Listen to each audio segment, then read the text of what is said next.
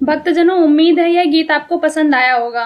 कृपया इसको दोस्तों और रिलेटिव के साथ शेयर करें। अगर आपको किसी भजन पर प्रस्तुति चाहिए तो कमेंट करें। हम आपके लिए इस चैनल पर उस भजन को प्रस्तुत करने का प्रयास करेंगे।